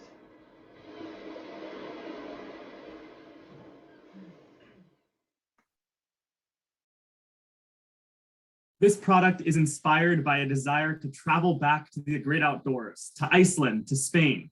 Yet we're often restricted by the COVID pandemic, even still. We built a product to bring a piece of the outdoors a little closer to home. We all have photos in the cloud or in old scrapbooks, but really, when do you guys ever actually use them? Our product encourages you to share and relive your past photos by providing a physical art piece for each and every home, creating community and experiencing memories together. With this RFID photo gallery, you can just tap a smart card paired with your Google Photos album to begin reliving your favorite outdoor memories. It's a self-contained system that you can plug into any display via HDMI, and there's even tactile buttons that can be pressed to set some nature ambiance and make the experience feel a little bit more real. The magic happens with the smart tiles or the smart cards. So a user can log into their Google account and pick any album that they want and associate that with a tile that they want. As you can see in the GIF here, the user goes through the entire authentication process, picks an album that they like, and they pair that album to the tile. So the next time that tile is being read by the box, it knows which album to display, and it's easily able to pull the necessary images from the album and display that.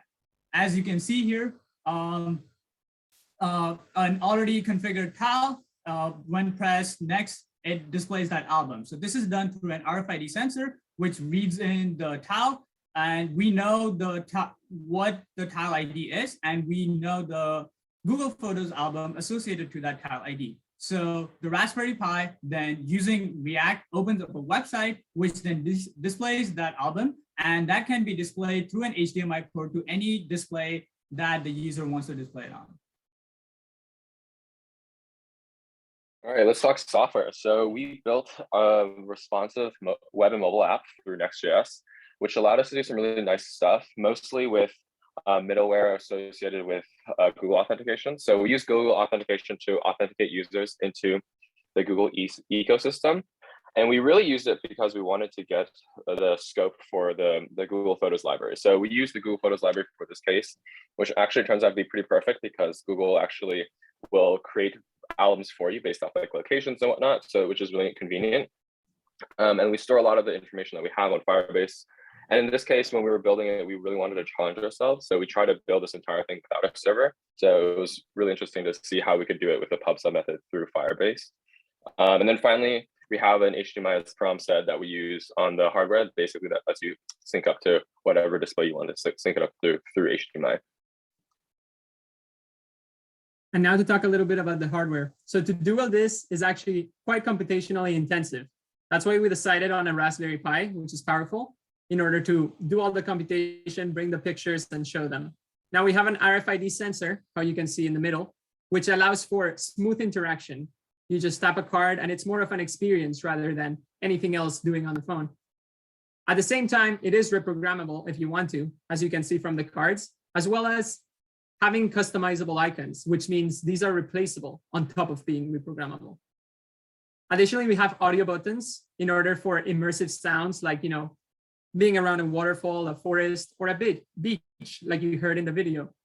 At the same time, we have the acrylic painted design, which is intended to attract visitors and users and really set the scene as an art piece that is in the home, so that, someone comes in, they see it, and they ask you about it. At the same time, we even developed a 3D printed design, which is an important next step in commercialization. Since only 8-hour prints were allowed, this is a prototype design, meaning smaller than we intend, which would be enlarged into large scale in order to bring it into production. This also includes artistic, debossed natural designs on the sides, and is inherently a more robust enclosure. So in order to commercialize this, we would use the CAD design that Juan mentioned to be able to scale this up. We would also include printed circuit board designs to create a cleaner hardware design. And in addition, we would add some additional features such as having software that can sense the environment in which the photo album was taken in and have the sounds automatically play with the tap of the card to make the environment seem like you are really in the great outdoors. We would also add gestures control so that you can swipe and physically change the speed at which the photo album passes through. We would expand the product to be able to use on any photo provider, not just Google Photos, but also OneDrive, Dropbox, etc., iCloud. And also we would add some wireless display casting. So you wouldn't have to plug it through an HDMI cable. It can Bluetooth to a smart TV, or we can use a Fire Stick to insert Bluetooth wirelessly into other display devices. So our outdoors indoors product is really great, especially since it's been difficult to travel due to COVID-19. And it really allows you to have an immersive experience with the scenery and audio surround sound. And here is our GitHub as well as our IDEAHACKS website. So that concludes our presentation, and we'll be happy to take any questions. Great, thank you so much. We will now open up the Q&A session.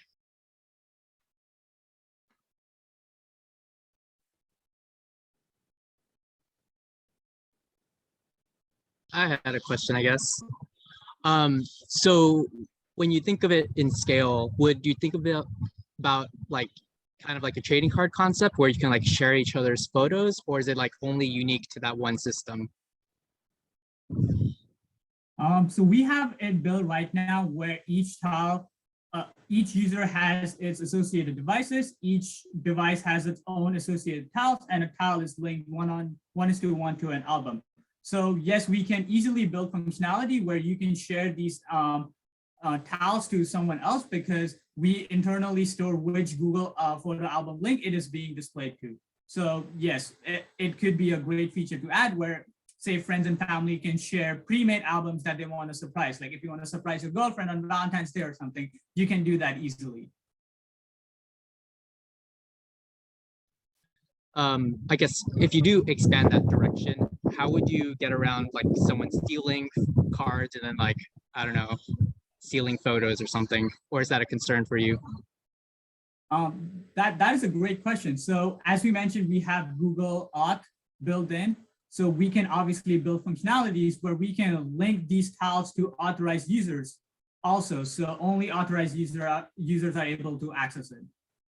And these can be done through tokens that are being passed by our Google Auth library or API.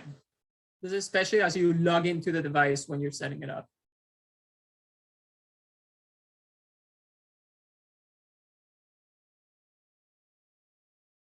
These tiles are also inherently quite cheap. So we encourage people to like buy a lot of and sort of make a lot of different photo albums so that they can, you know, experience a lot of them. And as you said, share them, that'd be great.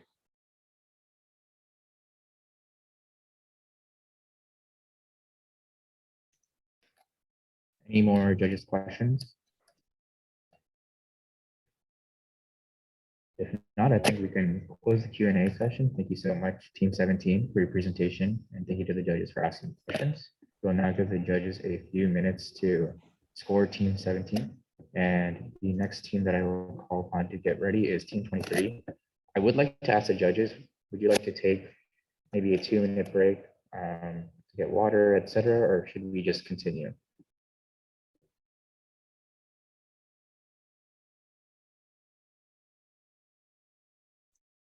We only have 2 more. I'm okay with just going through it. Yeah, I'm good to go. Yeah, I'm good to go too. Yeah, good to go here. Sounds good. Okay, we'll just power through these last 2 teams then. Cool.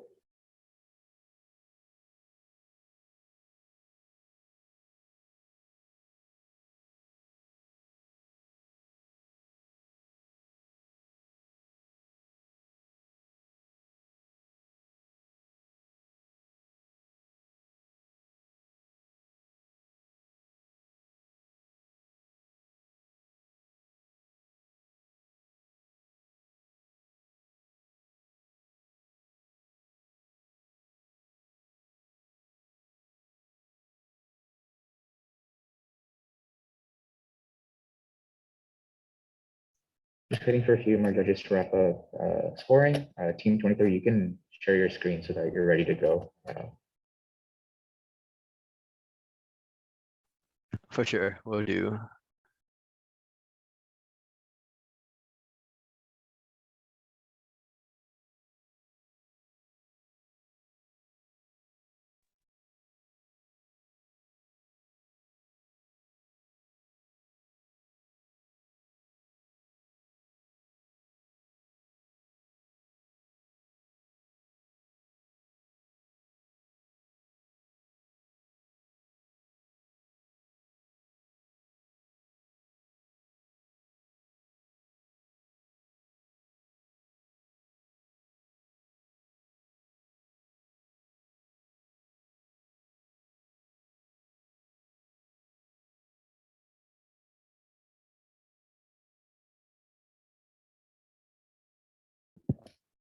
We'll just give you guys 30 more seconds to finish up scoring and then we will move on.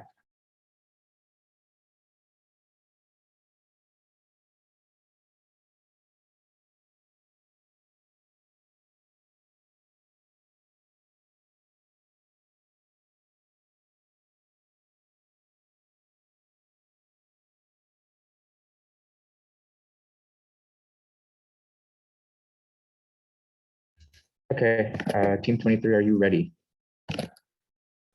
Yes, we are ready. You can start in 3, 2, 1, go. Great. Well, good afternoon, everyone. First, I'd like to thank the host and all the judges for making this event possible. So to start, we are UV Watch, and we're here today to tell you more about our product. So imagine for a second that you just finished a 9-hour workday, and it's still only Wednesday. Your company has allowed you to work from home, and you've been sitting at your desk for most of the day. Since you live in sunny California, you decide to go out for a walk along the beach. However, when you come back, you notice that you've been badly sunburned, even though you haven't been out there for too long. In fact, what you do not know is you were actually exposed to high levels of UV radiation for too long a time. What UV Watch aims to do is to enhance the lives of people living in sunny conditions, such as Los Angeles, and to avoid the very possible situation that was just described. Now, here is Shalinda to tell you more about the capabilities of UV Watch. Hi. So there are two key features that set UV Watch apart from what exists in the market currently. So if you're wondering, why wouldn't you just use the weather app on your phone and check the UV index? And it's true that the UV index is present on the weather app, but the UV index is only provided as a generalized measure for an entire county or a town. It doesn't actually tell you what UV index you're exposed to from moment to moment. So say you're going on a hike, right? And you step in and there's a cloud cover, or that you're sitting under the shade. So you don't actually know what level of UV you've been accumulating, because what matters is how long you've been exposed for as well, not just the UV index. So our device actually calculates your personal UV index, or the UV index that's incident upon your body, by using the incident radiation. So the algorithm calculates the UV index and we display it on that OLED screen. And it's a wearable device as well, fully portable. So the benefit is that you're always aware of what your current present UV index is. And the second key feature is that the device is actually capable of tracking how long you've been exposed to the UV radiation and what level of exposure that is. And based on these levels, we actually give you several warnings. One of the warnings is actually an encouragement, because we know that UV light is actually healthy to us in certain doses, because UV light promotes the development of vitamin D, which is good for our immune system. And throughout COVID, nobody's actually been getting their correct dose of vitamin D thanks to quarantine. But when we go out for a walk or a hike, we're not actually doing the math to know how long you have to stand in the sun for. Nobody's checking their phone for that. This watch or this wearable device will actually do all that for you. Using the algorithm that we've coded in, we've set threshold limits that trace how long you've been exposed to certain amounts of light for. Say you're exposed to a UV index of 1 to 2, which is considered low to moderate. And if you've been exposed to that for about less than 10 minutes, you'll get an exposure noticing you've been exposed to a little bit of UV radiation. If you've been exposed to it for about 30 minutes, that's you hitting your daily recommended dosage if it's a UV index of say 4. And that'll tell you you've been exposed to a healthy amount. If you go over about 45 minutes at a UV index of 5 or 4, you'll get an exposure of saying you're in a danger zone. And then the display actually switches to constantly give you a real-time update of the UV index, and whether it's low, high, moderate, or extreme. And now we have Bruce coming up to explain the technical details of the project.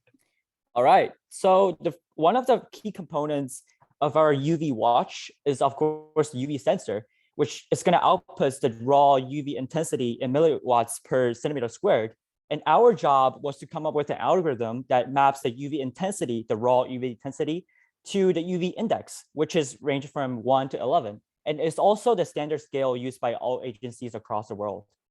And another component that is really important for our UV watch is the OLED display, which shows our user whether or not their daily UV exposed is not enough or just the right amount or getting dangerous amount of UV. So our hope for this project is to make it portable and wearable. So wristband watch seems to be the best fit. So who is the UV watch meant for? Well, our target audience is generally those who live in a sunny environment such as Los Angeles. However, regardless of setting, this watch is perfectly suitable for those who simply enjoy going outdoors. Well, as for the future, there are many directions we can take the UV watch moving forwards. First, of course, to create a feature that counts for user wearing sunscreen before going out, the UV watch will measure how long the user has been under UV intense environments and will alert the user to reapply sunscreen. This takes away the guesswork for a person to know, oh, when I have to reapply sunscreen themselves. Also, you might be wondering how, if this innovation can be integrated into existing wearable devices such as an Apple Watch. Currently, we don't know any smartwatch that has the capability of directly detecting UV, and they all somehow rely on somewhat inaccurate weather report.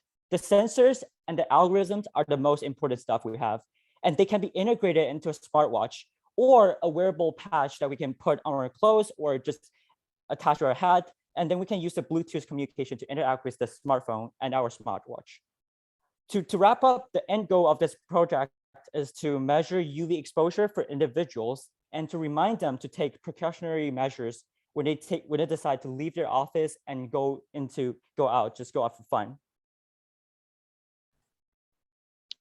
That is pretty much it for our presentation. Once again, I would like to thank you all for joining us here. And I would now like to open up the floor to any questions that you guys may have. Great, thank you, Team 23, for the presentation. And yeah, as Daniel mentioned, we can now start the Q&A session.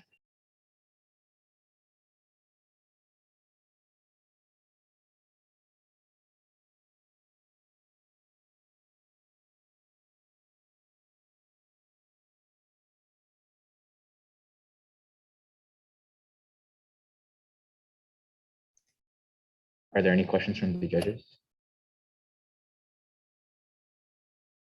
I guess I have just a quick one. Does it reset like every day then, since it's like a daily tracking over time?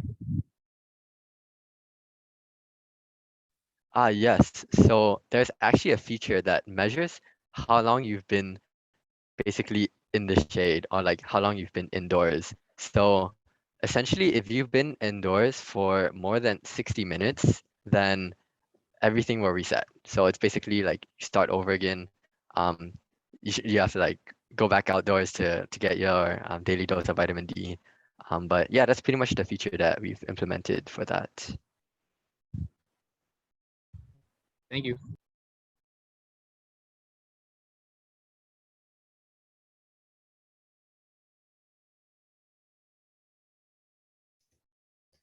Any other questions from the judges?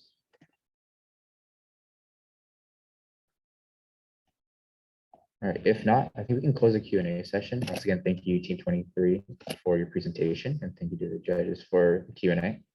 We'll now let the judges score Team 23's project, and last but not least, Team 31, please get ready to present because you'll be going next.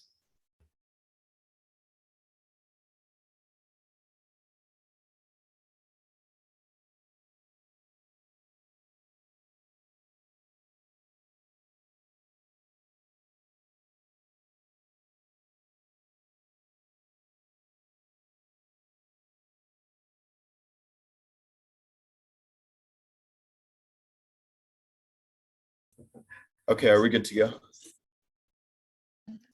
Not yet. Just give a couple more moments, and we'll let.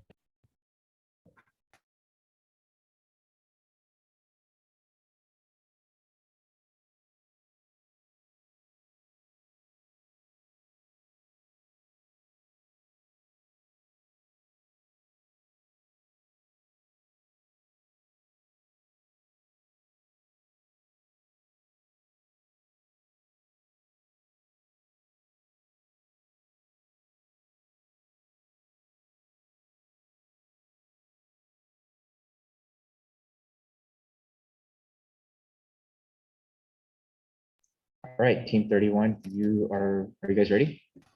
Yeah, we are. All right, you guys can start now.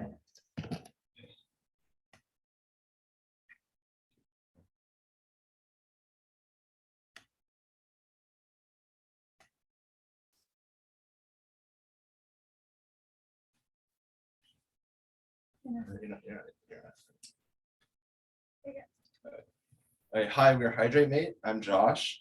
I'm Nick. I'm also Nick. I'm Mahika. And I'm Spencer. So in today's presentation, we're hoping to answer like 4 big picture questions about Hydrate Mate. Number 1, what prompted the need? Well, like what made us feel like the need for Hydrate Mate? Number 2, how Hydrate Mate aims to solve issues in our own lives and in the lives of others. 3, how we decided to build Hydrate Mate. And 4, what we would like to implement next in Hydrate Mate. So first, we have the big question, what's the problem? Well, people like to go outside and go to the beach or hike or play sports or whatever, but they tend to forget to drink water as they're outside, and they end up being dehydrated and tired at the end of the day.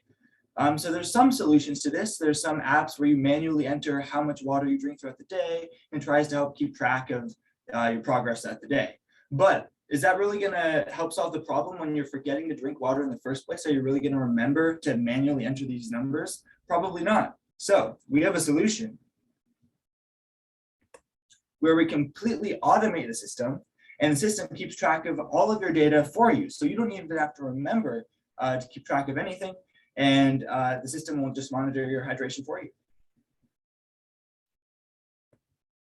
So what exactly is Hydrate Mate? Well, Hydrate Mate is made of 2 parts. There's the bottle and there's the app. The bottle features a small ultrasonic sensor and a small microcontroller, as well as a battery to power the system.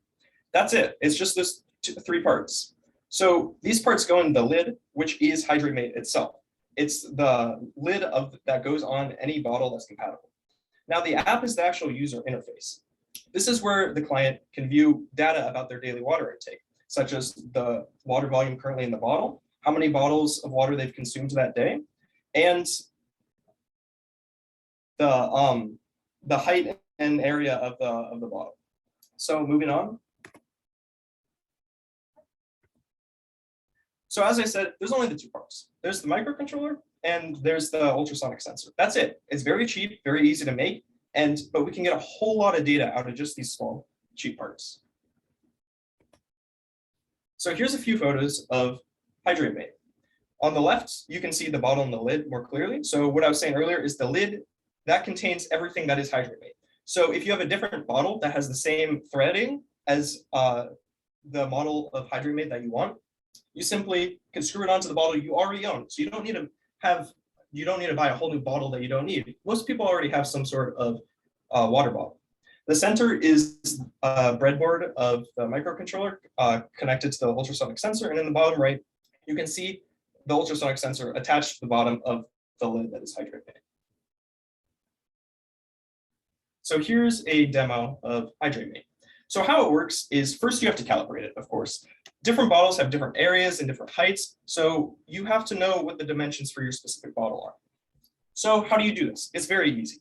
you simply screw on the cap when there's no water in the bottle. And you go into the calibration settings and you calibrate the height. Once you've done this, then you'll have to calibrate the area. So here you can see calibrating the height, it's 19 centimeters. So to calibrate the area, it's also very simple. You simply unscrew the top, you unscrew Hydrate Mate, you pour in 250 milliliters of water. You can change the setting. We chose 250 milliliters. Simply pour it into the bottle. And then you screw Hydrate Mate back on and you click Calibrate Area.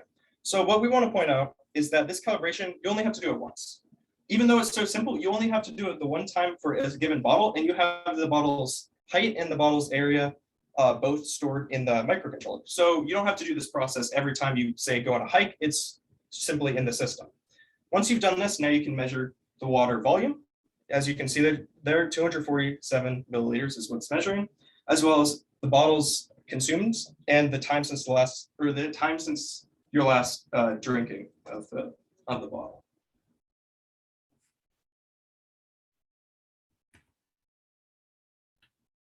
Yeah, so basically to recap what Nick was just saying, the program calculates three main things. First, there's the current volume of water in the bottle, and then there's the amount of water that the user's been drinking throughout the day. And then lastly, there's the calibration data. So all this data is gathered and processed and then sent to the app to be displayed to the user. Now, because of like time restraints and things like that, we thought it would be best to showcase what the possibilities with Hydrate Mate are through UX and UI designs and other features we're hoping to implement through that. So I'm just going to go over these images, mockups that we made. So starting at the center, we have like what would be like the main page of Hydrate Mate, and it just showcases some important facts that the user should know, like how much water is left in their bottle, how much they've had that day, and then as well as like how far they are from completing their daily goal, and a little graph at the bottom as well. And something else that we really want to implement, time given, is a overview of like how you've been drinking your water and stuff like that. On the left, I have a like mock-up of like the monthly, weekly, and daily overview, and that's something users would be able to use to kind of monitor their own health and see if they're reaching their goals. And then on the right, I have just like the basic information that user would input, including their own daily like goal that they can choose. And so all of this is like something we hope to implement in the future through UX UI and like when we have more time. And there's honestly like a lot of possibilities that we can go for, which was what we're trying to show through this mockup. And all of this is only using the two sensors that we already, the two parts that we already have. So you wouldn't need any additional parts, which is really cool.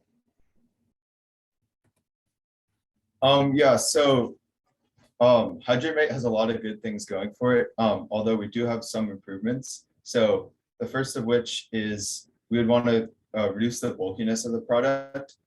Second of which, we would want to make the UI a little more user-friendly. And then lastly, we want to make it integrable for all different shapes and sizes of water bottles. And we believe like if we get all these three improvements down, Hydrate Mate could be a super viable product that could be used for a lot of things, super cheap, super reliable, all around just a great product. So that's the end of our presentation. If we have time, we would like to do a live demonstration. I don't know if we have time left. You guys are out of time, but you can make it really quick if you'd like.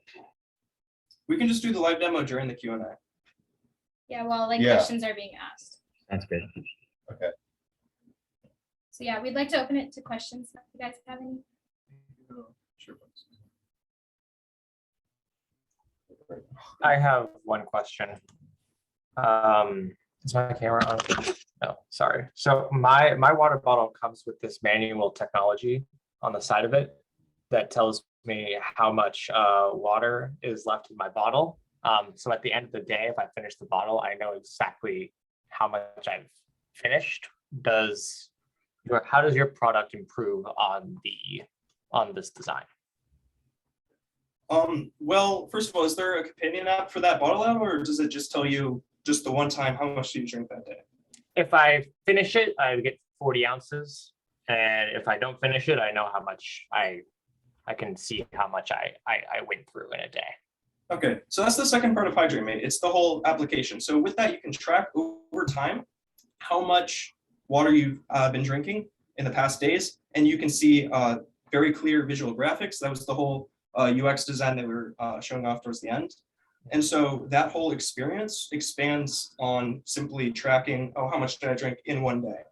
In addition, I think we were talking about implementing like notifications, like reminders about when you should drink water again. And that's not necessarily something that like a normal water bottle could do. For example, like most individuals have their phone with them, but I wouldn't assume that most individuals have their water bottle with them. So through that, you're able to like get the user to re-drink water whenever like is necessary. Something a normal. I see. So if I've only gotten through 8 ounces today, my bottle's not going to tell me that, but the app would be like, you should probably get back to. Yeah, exactly. I see. Cool. That's a good idea. Thank you.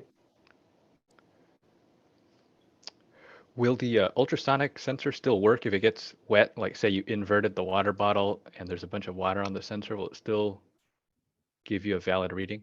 Yeah, that's one of the primary concerns we had with the overall design of the bottle. First, we thought about using instead infrared light to do the sensing because we feel that would be easier to waterproof. However, working with the bottom of a metal container, drilling into and waterproofing that, we feel that that would be much more difficult to actually do. So we settled with the ultrasonic sensor. The current prototype, no, you can't turn it upside down. However, if we could implement, given more time and 3D printing capabilities, we would be able to place the ultrasonic sensor such that only a small part, only the necessary part pokes through, and place a ultrasonic permeable material there that doesn't let water through. So it would still be able to function no matter how you orient it. Cool.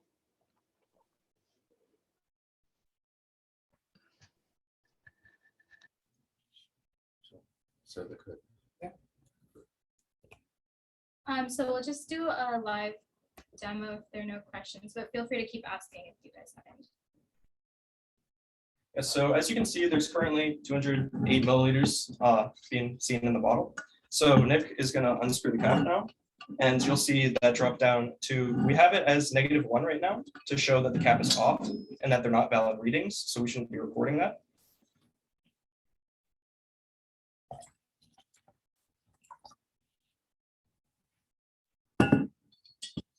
Now he's screwing the cap back on after having poured some water into a different cup. Sorry if it's not really visible. Yeah, it's kind of hard to show this. Okay.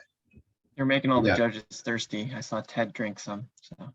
And so the primary thing with this is the water does have to stabilize to provide a flat surface. But after a few seconds, once the system has detected that it's a good reading, it will record that data and note how much Nick has just drank. Yeah. So right now it's at 108, so it went down like after we poured some out. Yeah, that seems about right based on how much I poured out. Eyeball it. So yeah. I think we can close the Q&A session there. Thank you, Team 31, for your presentation, and to the judges for once again asking questions. We'll let the judges score Team 31's project presentation, etc. So yeah, that will wrap up the final round of judging for IDEAHACKS. So thank you to all the teams that took the time to present today and spend the last 36 hours making something really cool. Yeah, so please give us a few minutes as we work through all the data with all the scoring, and then we will figure out who the top 5 judges are. And I believe we will start the closing ceremony around sometime like maybe 1:45-ish. So that'll be kind of like 30 minutes, so maybe 1:45 to 2:15. But please stay tuned and keep an eye out on the announcements channel in the Discord to stay updated. And the link to the closing ceremony should also already be available in the links channel in the Discord, and the judges should already have that as well in the email that I had sent to you all. But does anyone have any other questions thus far? No, great, okay.